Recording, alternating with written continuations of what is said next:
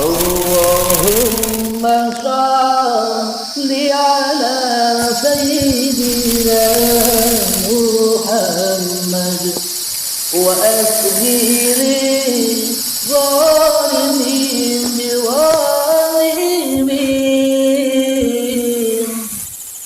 وأخرجنا من بينهم سالمين وعلى آله وصحبه أجمعين. Assalamualaikum warahmatullahi wabarakatuh. Bismillahirrahmanirrahim. Ashhadu an la ilaha illallah wa ashhadu anna Muhammadar Rasulullah. Allahumma salli ala sayyidina Muhammad wa ala ali sayyidina Muhammad. Rabbis rahli sadari wa yassirli amri wahlul 'uqdatam min lisani yafqahu qawli. Amin. Bismillahirrahmanirrahim.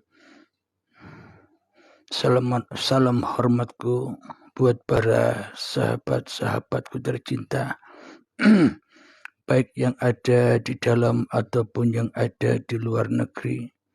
Semoga kita semua senantiasa selalu di dalam kebahagiaan di sisi Allah Subhanahu wa ta'ala. Amin ya rabbal alamin. Sebelum kita awali kajian di malam yang indah ini, marilah kita kemakan bersama-sama di dalam nyawa, di dalam jiwa, di dalam hati, di dalam rah, dan di dalam kehidupan ini dengan kalimah-kalimah thayyibah. Subhanallah walhamdulillah wa la ilaha illallah wallahu akbar wa la hawla wa la quwwata illa billahil aliyil azim. Sadaqallahul azim. Sesi kali ini dengan judul Isra adalah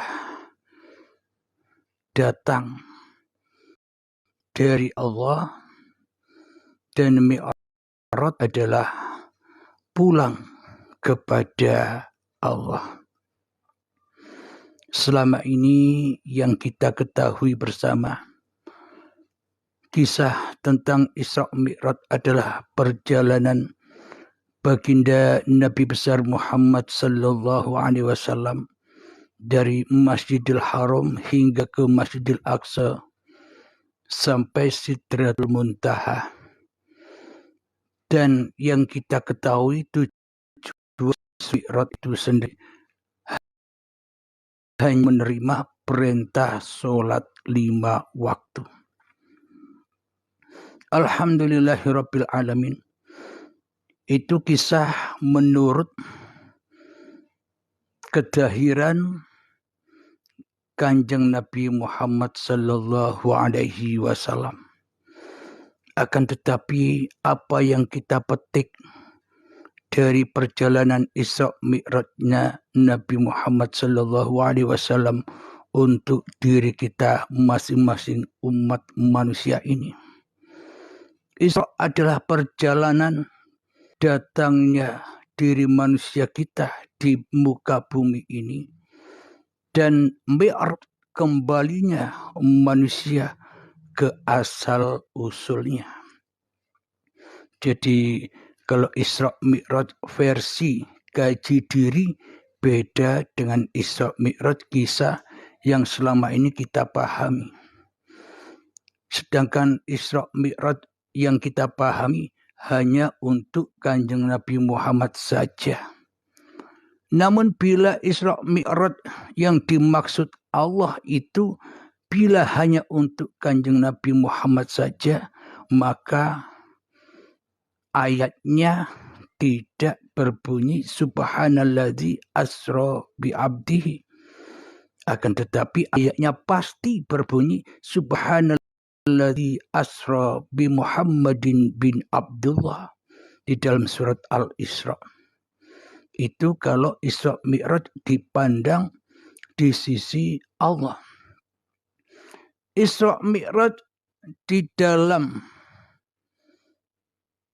Allah mendatangkan hamba-hambanya subhanalladzi asra bi'abdihi. Bi'abdihi ini adalah semua ciptaan-ciptaan Allah. Yakni seluruh manusia ini abdillah, hamba Allah, khalifatullah, Rasulullah, utusan Allah, pesuruh Allah dijadikan ke dunia ini. Maka ayatnya subhanalladzi asra bi abdihi. Kalau Isra Mi'raj ini hanyalah untuk perseorangan Kanjeng Nabi Muhammad saja yang bisa Isra Mi'raj. Lah kita semua, saya, Anda ini abdinya siapa? Saya, Anda ini ciptaannya siapa? Saya, Anda ini buatannya siapa? Ditegaskan oleh baginda Rasulullah SAW, aku adalah manusia seperti kalian semua. Bedanya aku menerima wahyu untuk kusampaikan kepada kalian semua. Sama kita dengan Kanjeng Nabi Muhammad, sama-sama makhluk bila manusia menyadari kemakhlukannya.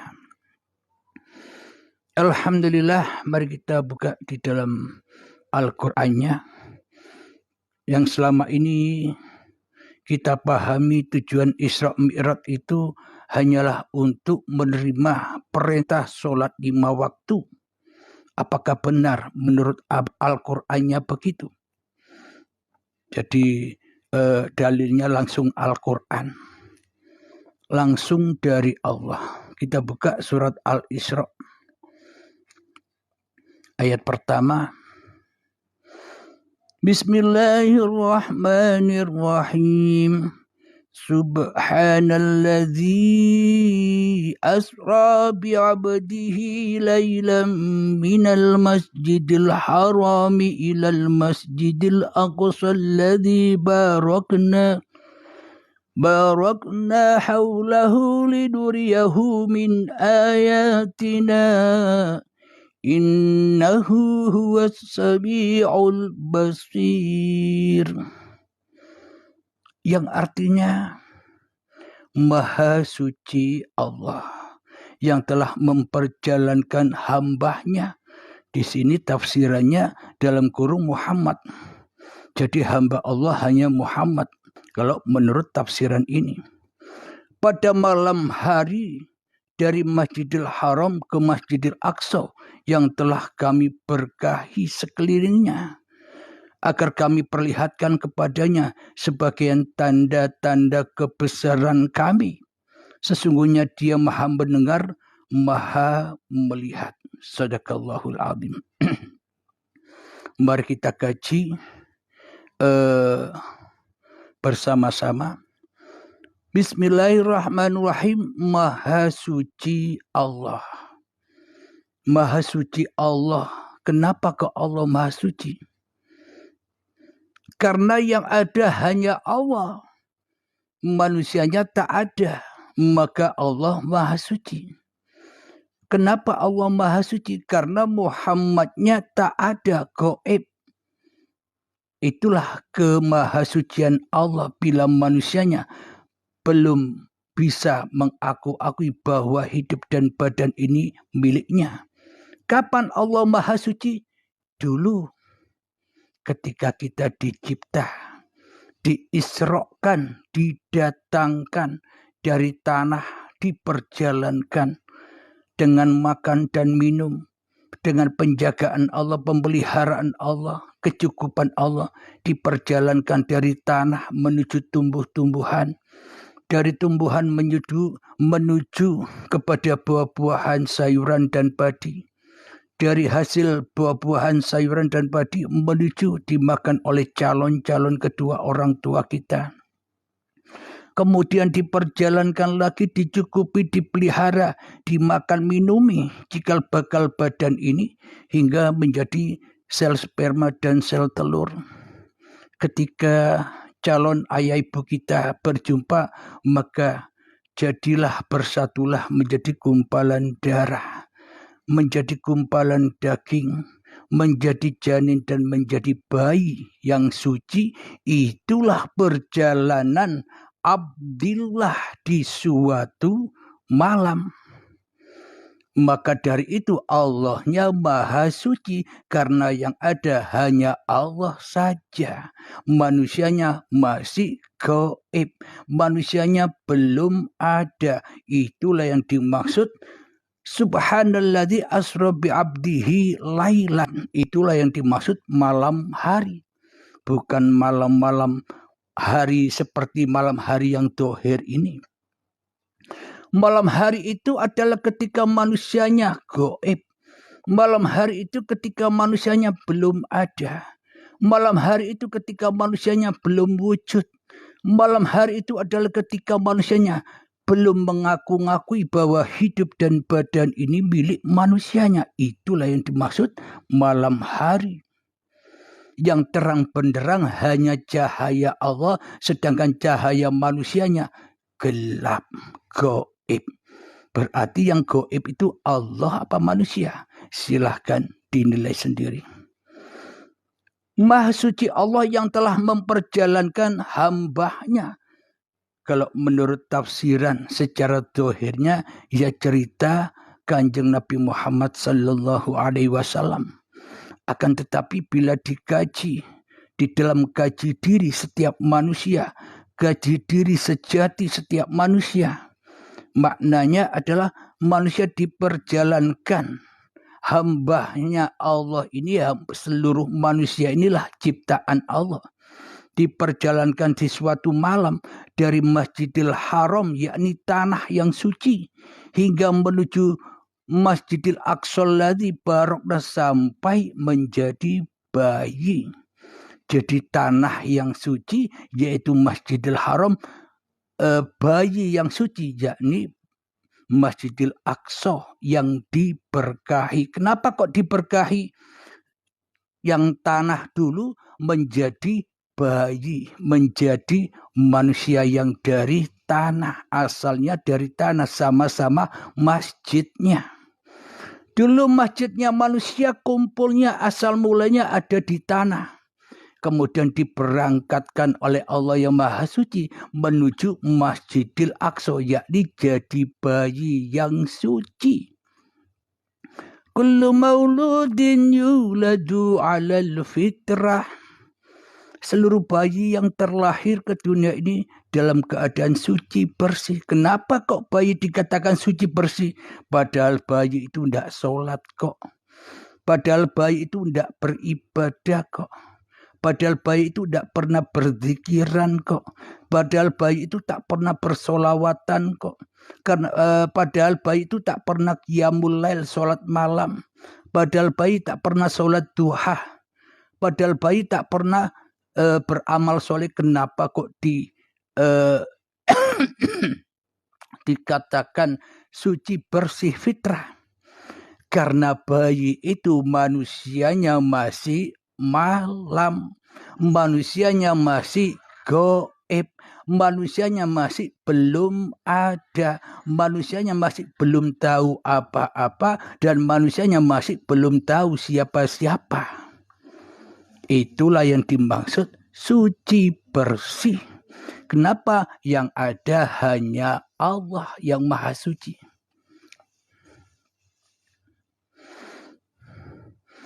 Jadi diperjalankan cikal bakal badan ini, cikal bakal badannya seluruh umat manusia ini dari tanah sampai menjadi bayi yang suci. Dari tanah Masjidil Haram sampai menjadi bayi, sama-sama masjidnya. Apa yang dimaksud sama-sama masjidnya?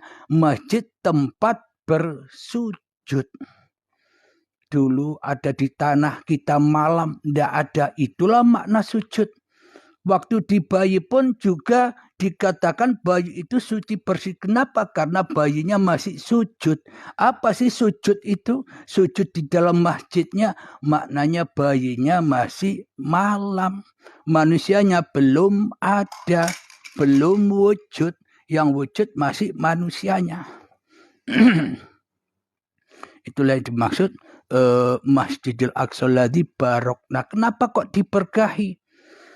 Diceritakan Nabi Muhammad berangkat Isra Mi'raj dari Mekah sampai ke Masjidil Aqsa yang tohir, yang di luar sana.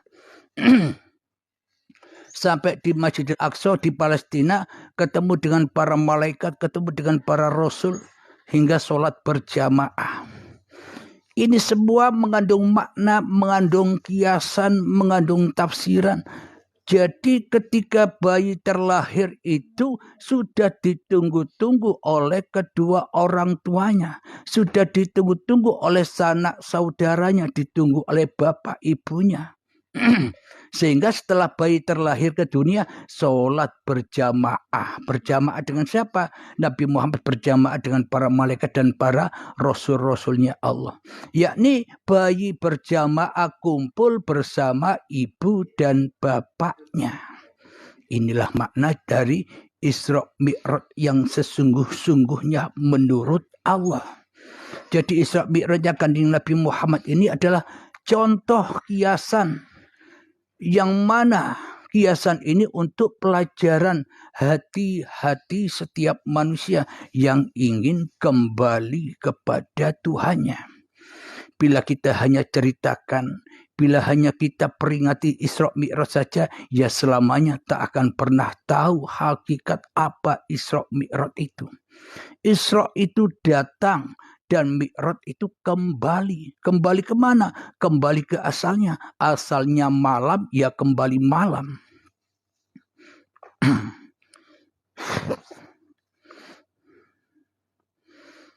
Jadi kalau diceritakan di dalam yang selama ini kita dengarkan, tujuan Isra Mi'raj hanyalah untuk menerima kewajiban sholat 5 waktu. Akan tetapi di sini anehnya kok tidak begitu. Apa tujuan Isra Mi'raj di sini? Tujuan manusia didatangkan dan tujuan manusia dikembalikan kepada Allah. Tujuannya hanya satu. Bukan bertujuan sholat 5 waktu. Tapi bertujuan haulahu linuriyahu min ayatina. Itu tujuan Isra Mi'raj. Agar apa? Agar kami perlihatkan kepadanya sebagian tanda-tanda kebesaran kami. Bila kita tidak pulang kepada Allah, mana mungkin kita bisa menyaksikan kebesaran Allah, ayat-ayatnya Allah. Pasti kita selama ini setelah didatangkan ke dunia ini diisrokan, diperjalankan, kita tidak mau mi'raj.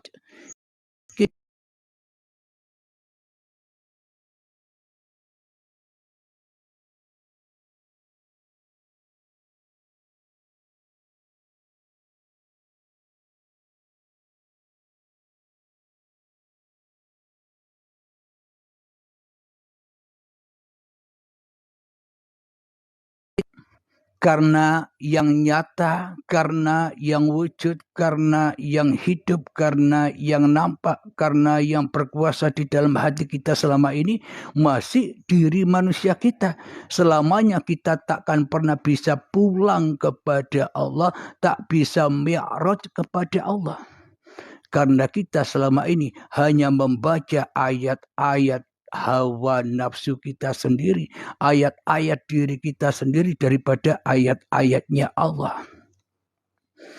Lalu bagaimanakah caranya untuk membaca ayat-ayatnya Allah? Caranya untuk membaca ayat-ayatnya Allah itu ya harus mi'raj dulu. Harus ketemu Allah dulu, baru bisa membaca ayat-ayatnya Allah. Bagaimana mungkin kita bisa membaca ayat-ayatnya Allah sementara kita masih tersesat jalannya di dalam kehidupan ini. Sedangkan hati kita, jiwa kita, nyawa kita, rah kita masih gentayangan di alam dunia ini. Ya takkan pernah bisa kembali dan membaca ayat-ayat Allah. Jadi caranya untuk membaca ayat-ayat Allah itu bagaimana sih? Caranya Mi'raj itu bagaimana sih? Caranya Isra Mi'raj adalah kita harus berani menembus bumi 7. Bumi 7 itu apa? Bumi 7 yang selama ini kita kuasai sebagai bumi miliknya kita. Apa sih bumi 7 itu?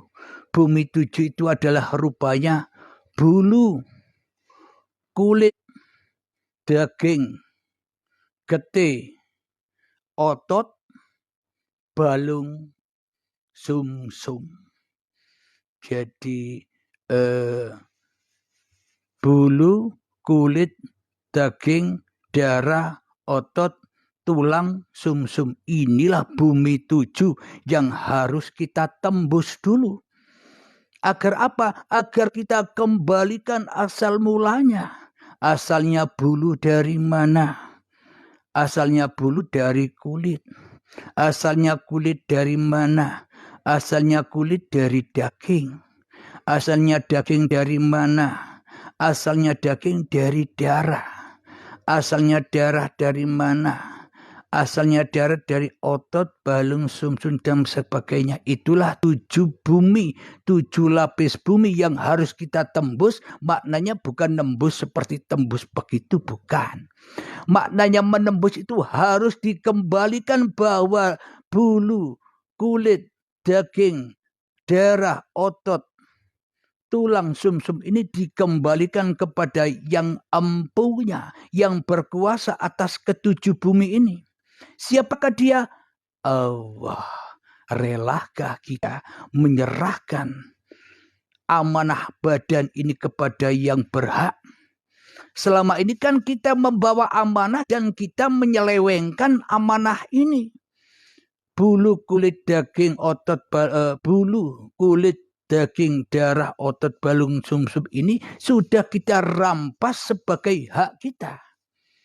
Maka selama ini kita tidak amanah mengemban amanah raga ini. Tidak amanah mengemban bumi ini. Dijadikan khalifah untuk mengemban amanah menjaga bumi kok tambah mengotori bumi. Disuruh menjaga badan-badannya kok tambah dikotori badannya dengan apa? Dengan hawa nafsunya sendiri-sendiri. Jadi bumi 7, lapis 7 itulah yang harus diserahkan kembali agar kita bisa pulang kampung. Dulunya kita tidak punya badan, awal kita tidak punya badan, ya akhirnya pun kita meninggalkan badan. Itu yang harus kita kembalikan. Yang kedua apa yang harus kita kembalikan? Yakni kita harus menembus, meluncur ke langit Sab-7.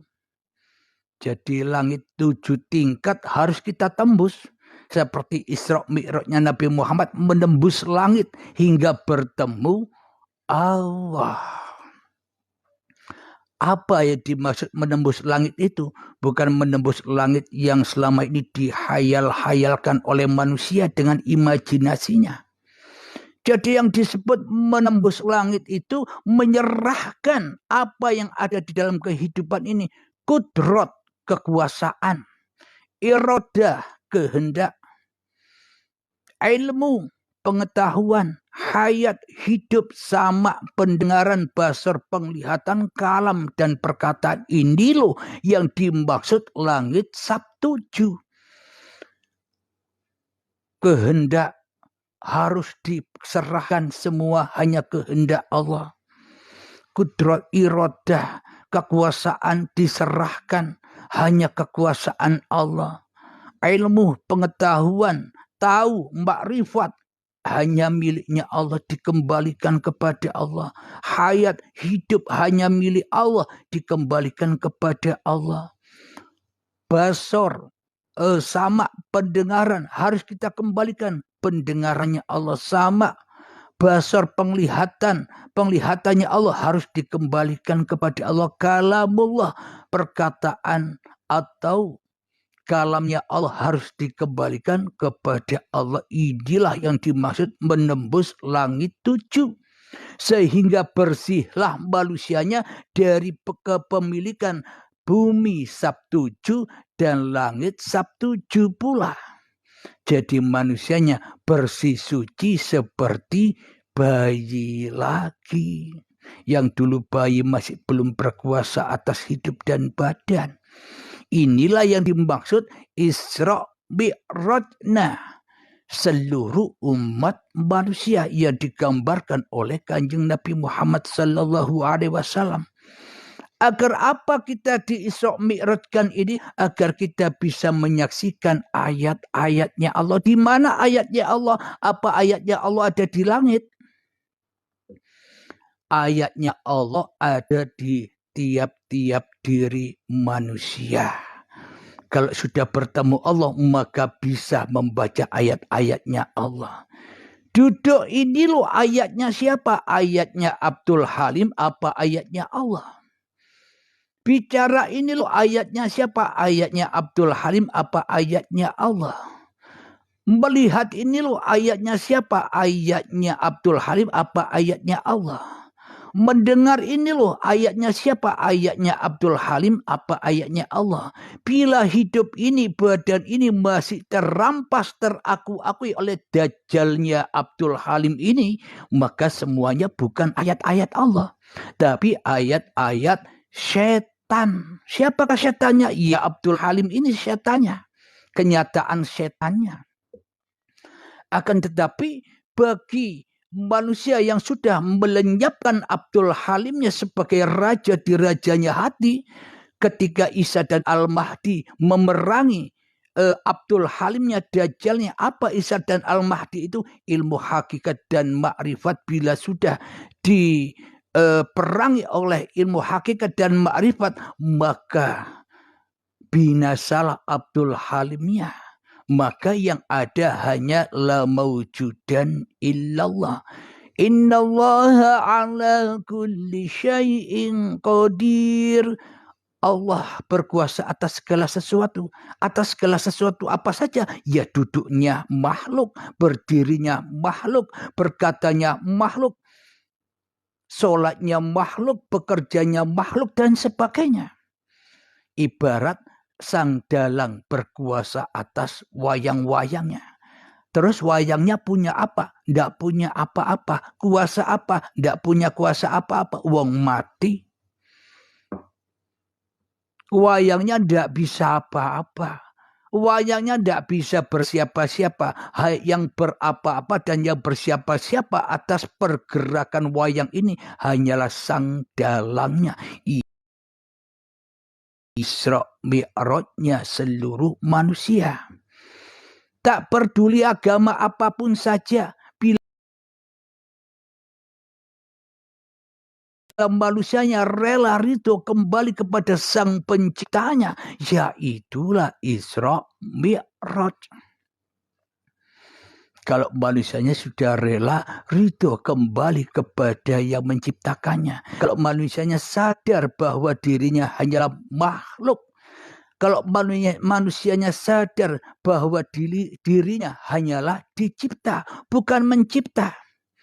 Kalau dicipta ini yo menengo wae, lungguh yo dilungguh sang pencipta, ngomong ya di ngomong di sang pencipta, sholat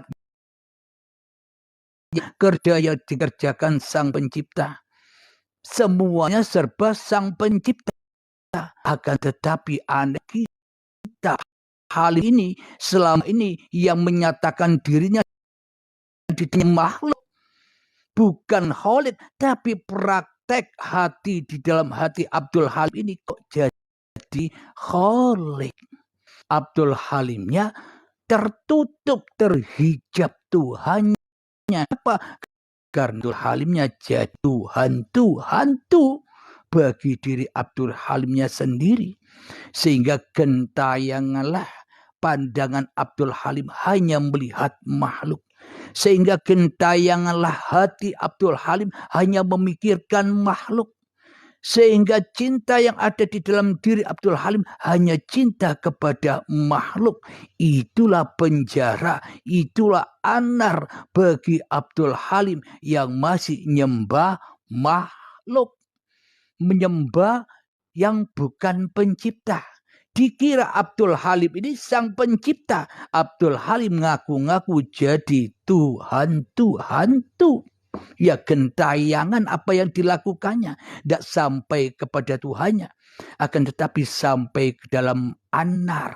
Semakin beramal Abdul Halimnya semakin panas.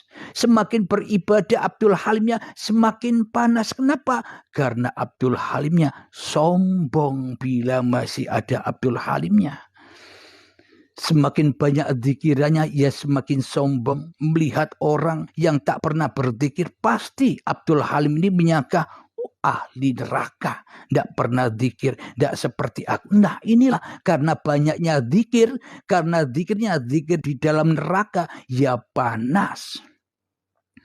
Alhamdulillahirabbil alamin. Itulah sekilas tentang Isra Mi'raj. Isra itu datang, Mi'raj itu kembali pulang. Kenapa kok kembali pulang? Supaya kita bisa menyaksikan ayat-ayat Allah, baik yang ada di dalam diri kita ataupun baik yang ada di luar diri kita. Siapakah ayat-ayatnya Allah? Ketika kita sudah tak punya ayat-ayat lagi. Siapakah ayat-ayatnya Allah? Ketika kita sudah tidak punya dalil-dalil lagi, yaitulah ayat-ayatnya Allah. Ketika Abdul Halim sudah tak butuh dalil lagi karena dalil hanya milik Allah. Alhamdulillahirabbil alamin.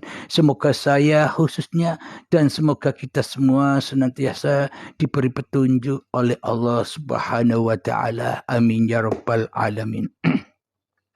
Sebelum kita akhiri, marilah kita kemahkan salawat dalimin taf'ul bala. Allahumma salli ala sayyidina Muhammad wa asghiri zalimin bi zalimin. Allahumma salli ala sayyidina Muhammad wa asghiri zalimin bi zalimin wa ahrijna min bainihim salimin wa ala alihi wa sahbihi ajma'in. Bismillahirrahmanirrahim. Allahumma ya qadi al-hajat, Allahumma ya mujib ad-da'wat, Allahumma ya rafi' ad-darajat, Allahumma ya muhill al-mushkilat, Allahumma ya shafi al-amrad, Allahumma ya kafi al-muhimmat, Allahumma ya dafi' al-baliyat. Rabbana atina fid dunya hasanah wa fil akhirati hasanah wa qina adzabannar. Wa sallallahu ala sayyidina Muhammad wa ala alihi wa sahbihi wa sallam. Walhamdulillahi rabbil alamin. Akhir kalam. Assalamualaikum warahmatullahi wabarakatuh.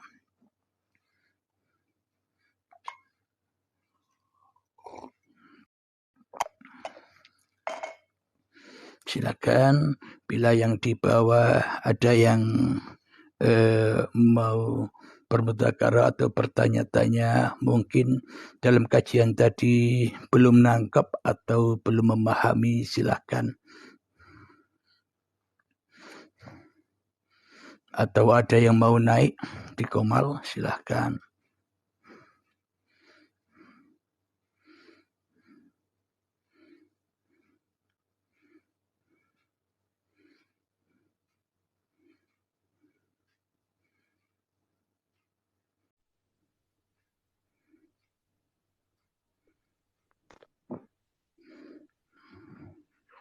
Assalamualaikum. Assalamualaikum. Waalaikumsalam. Waalaikumsalam warahmatullahi wabarakatuh. Alhamdulillahirabbil alamin. Salam santunku juga buat para sahabat-sahabat yang hadir ini.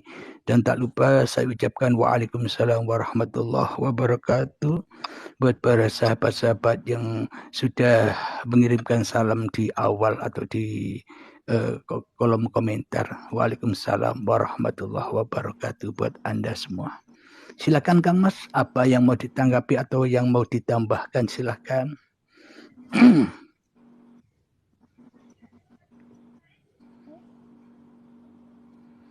Ya, silakan yang duluan. Yuk silakan. Perkenalkan diri Anda kepada sahabat-sahabat ini.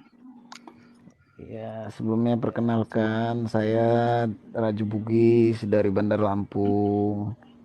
Salam Bandar santun. Lampung, ya. Ya. Salam santun juga Kang Mas. Nggih.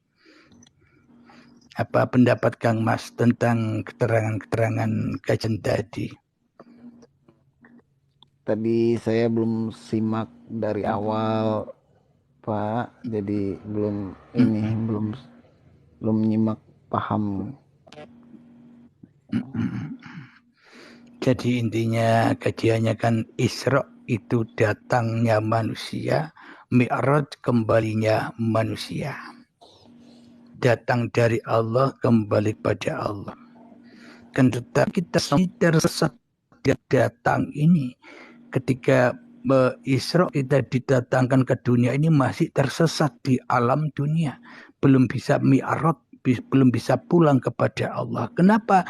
Karena yang kita mi'raji, karena yang kita tuju untuk pulang masih gaib, tidak ada. Yang ada masih diri kita di dalam hati kita, ya kan Kang Mas? Betul. Setuju, Pak. Setuju. Bagaimana mungkin kita bisa mi'raj kepada Allah, sedangkan hati kita selama ini hanya mi'raj kepada musuh-musuhnya Allah. Hati kita selalu mi'raj kepada makhluk yang selalu mensekutukan Allah dengan diri manusianya di dalam hatinya. Sehingga Allahnya tidak berlaku bagi manusianya. Sehingga Allahnya gaib, yang wujud masih manusianya. Apakah itu dikatakan bertuhan? Bila manusianya yang wujud, mana Tuhannya?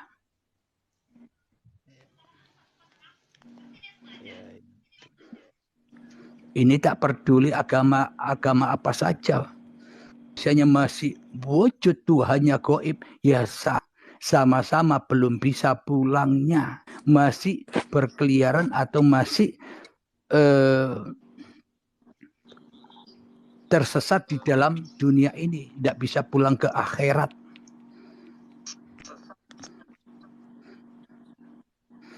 Jadi yang dimaksud bertuhan itu Tuhannya lebih wujud daripada manusianya, hingga manusianya bisa mengabdi kepada Tuhannya. Kalau Tuhannya gaib, lalu kita selama ini mengabdi kepada siapa?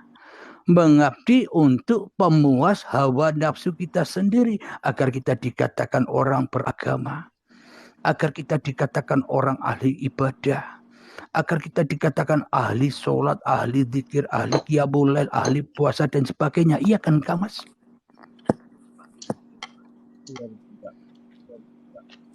Banyak manusia seperti itu. Ya, banyak manusia seperti itu, ya termasuk saya. Ya termasuk saya juga. Zolim sendiri, zolim kepada orang lain. Allah pun kita zolim. Suaranya kok kecil Kang Mas? Suaranya kecil, putus-putus. Halo. Iya. Monggo.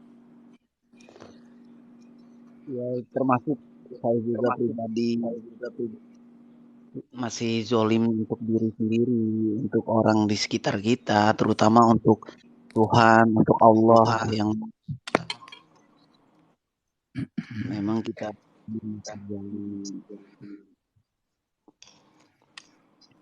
masih mensombongkan diri. Iya, berarti yang sombong itu kan iblis, ya dak? Yang Iya. tidak mau sujud kepada Adam. Apa maknanya? Iblis setan ini, ya manusia ini tidak mau kalau dikatakan tidak ada, yang ada hanya Allah. Tidak mau manusianya. Allah saja yang goib, aku ada kok, ya kan? Sombong kita kepada Allah.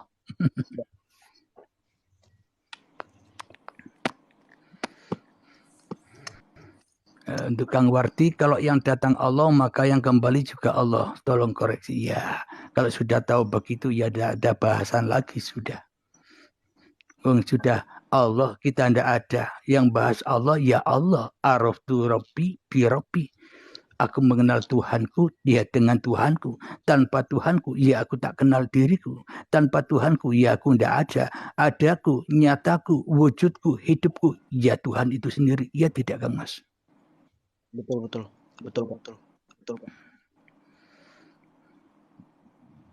Karena setiap diri manusia itu halayaknya seperti Al-Quran, ya kan? Jadi isi Al-Quran pun diri kita sendiri, tergantung kita bisa membaca Al-Quran, mengaji Al-Quran, atau kita bisa mengaji diri kita sendiri. Begitu. Jadi kalau Isra Mi'raj versi yang selama ini kita dengarkan di babagan syariat, yakni tujuan Isra Mi'raj Nabi Muhammad menuju perjalanan dari Masjidil Haram ke Masjidil Aqsa sampai ke Sidratul Muntaha hanya untuk menerima kewajiban sholat 5 waktu, ya kan? Ya, betul. Tapi di dalam surat Al-Isra yang saya baca tadi tidak ada tuh sholat 5 waktu. Yang benar yang mana berarti? Pendapat Allah di dalam Al-Isra apa pendapat manusia? Jadi yang dimaksud perintah sholat 5 waktu itu ya belajar mati. Supaya apa? Supaya menyaksikan ayat-ayat Allah, supaya yang nyata, yang hidup, yang nampak, yang jelas, yang berkuasa hanya Allah. Itu yang dimaksud sholat itu. Tapi anehnya kita semakin banyak sholat, semakin tersesat. Iya enggak? Iya Pak, iya betul Pak. Semakin banyak kita ahli ibadah, semakin kita ibadah, ketika kita melihat orang yang tidak sholat, kita tambah sombong. Neraka kau. Ya kan? Tambah sombong kan? Tambah tersesat. Kenapa? Karena selama ini kita tidak belajar mati, malah tambah jadi Tuhan tuh di dalam diri kita, ya kan? Iya. Tuhan tuh Pak. Iya, Tuhan tuh, ya kan? Bergentayangan. Kalau kita bicara ini ada yang seperti iya. Jadi dipikir orang kita tidak bertuhan, orang sebetulnya tidak bertuhan. Ya. Makanya di YouTube Uribe Allah ini judulnya yang saya angkat seperti Nabi Muhammad kebanyakan di dunia satu yang pada Allah, ya. Ya enggak? Iya Pak. Akan tetapi menurut kajian UB Allah, Nabi Muhammad inilah manusia satu-satunya yang paling tidak bermakrifat kepada Allah. Kebalik kan? Balik. Kenapa kok Nabi Muhammad bermakrifat kepada Allah? Karena Allah lah yang bermakrifat kepada Nabi Muhammad. Apa contohnya? Muhammad, bukan kamu yang melempar, tapi aku yang melempar. Inilah buktinya bahwa Allah lah, ma'rifatullah lah yang memakrifati Nabi Muhammad. Bukan Nabi Muhammad makrifat sendiri kepada Allah, ya enggak? Iya. Nabi Muhammad kan manusia seperti juga. Yang kita seperti yang kita alami selama ini, kita merasa makrifat kepada Allah, kita merasa mengenal Allah. berarti lebih kuasa mana Allah dengan manusia, ya kan? Iya. Kalau kita yang bermakrifat kepada Allah, seolah-olah Allah kalah makrifat dengan manusianya, ya kan? Betul. Setuju.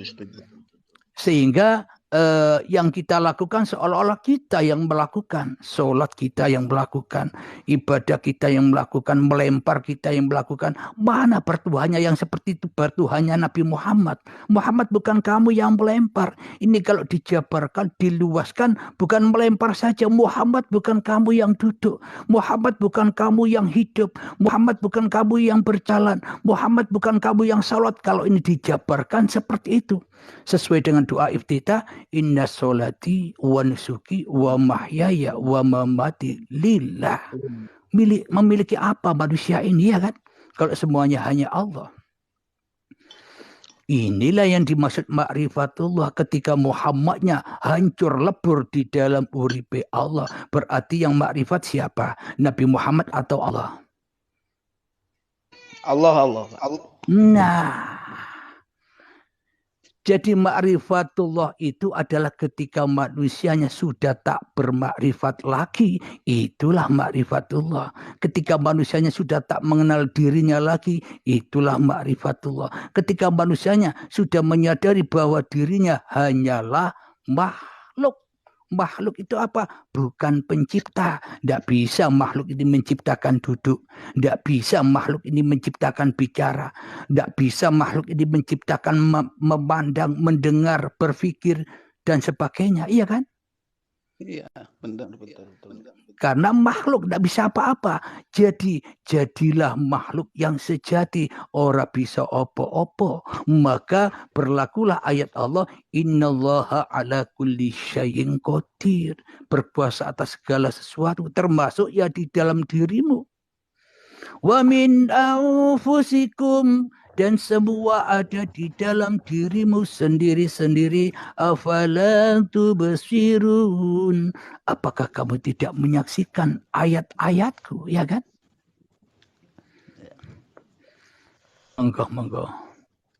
Monggo sami-sami ngaos. Apa yang ditanya-tanyakan, Kang Mas? Yang belum paham, monggo silakan. Tadi ada yang bertanya, caranya wusul atau caranya mi'raj atau caranya tajalli itu bagaimana? Iya kan? Ada tadi pertanyaan begitu. Caranya wusul atau caranya bertajalli adalah sudah jangan kita merasa hebat sok bisa tajalli kepada Allah. Sudah berhentilah, jangan sok kita merasa makrifat kepada Allah. Kenapa? Karena kita tak layak dan tak punya makrifat kecuali uripe Allah. Assalamualaikum warahmatullahi wabarakatuh. Waalaikumsalam warahmatullahi wabarakatuh. Kang Elit. Monggo Kang Mas. Itu tadi ya, usul ilallah itu seperti apa? Monggo ya. Iya, barusan dijawab ya. Usul kepada Allah maknanya bila manusia ingin bertemu dengan Tuhannya, ya letakkanlah jabatan ketuhanan manusianya di dalam dadanya. Ya letakkanlah kewujudan manusianya di dalam dadanya. Ya letakkanlah kehidupan manusianya di dalam dadanya. Dan letakkanlah kekuasaan manusia di dalam dadanya. Sehingga manusianya sudah tidak punya apa-apa lagi, apalagi punya makrifat. Maka yang makrifat ya hanya Allah yang memilih manusia.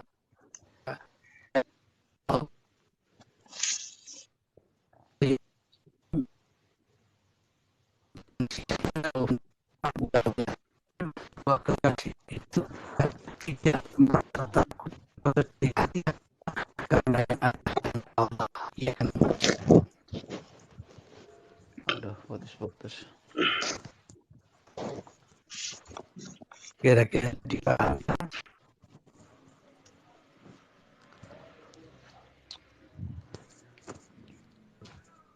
Maaf ini punya saya apa siapa?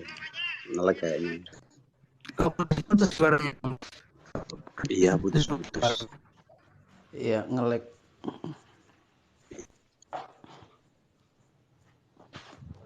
Suaranya. Waduh. Kalau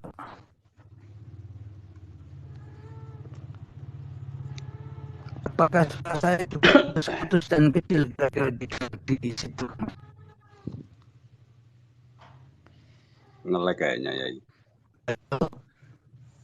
Nge-lag. Apakah suara saya juga putus kiranya?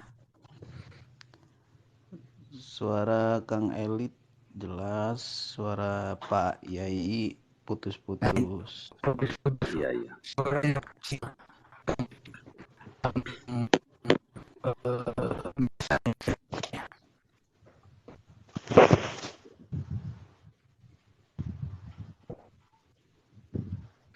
Ini ada beberapa lagi apa yang dikatakan itu di dalam riwayat, bila yang Allah dari manusia sudah kok tidak ada lagi ia darinya sendiri.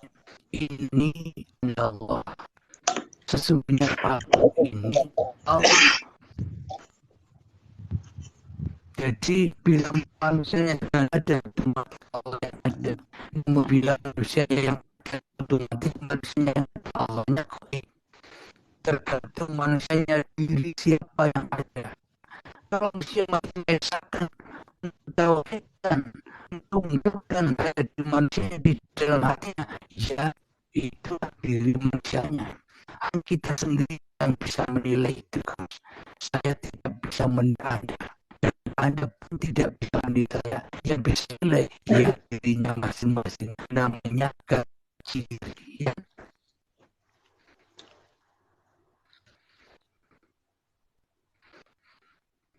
Apa suaranya juga putus juga bisa Thomas?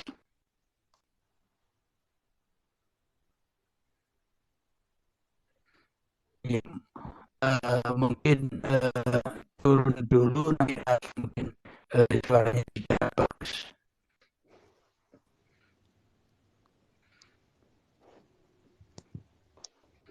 Alhamdulillahirabbil alamin.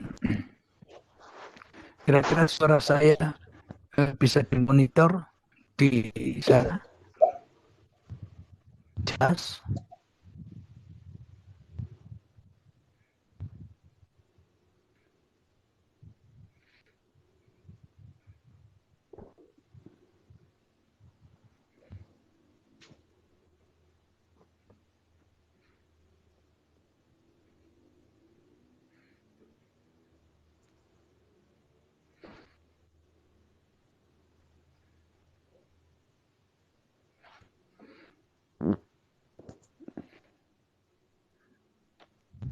Alhamdulillahirabbil alamin. Bila sudah ada pertanyaan lagi, bisa kita akhiri. Kira-kira masih ada yang bertanya lagi kira-kira?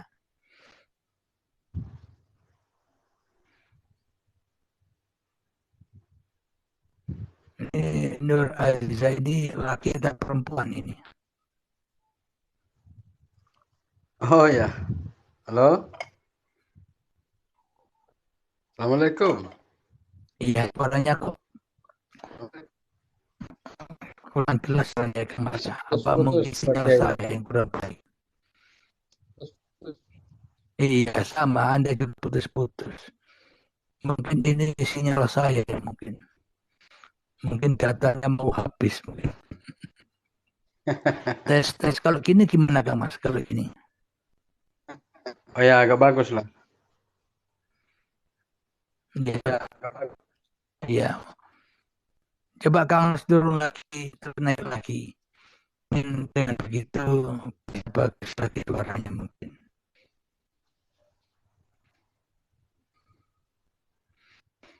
Keadaan bagus pakai keadaan putus, keadaan bagus, putus lagi. Keadaan bagus pakai.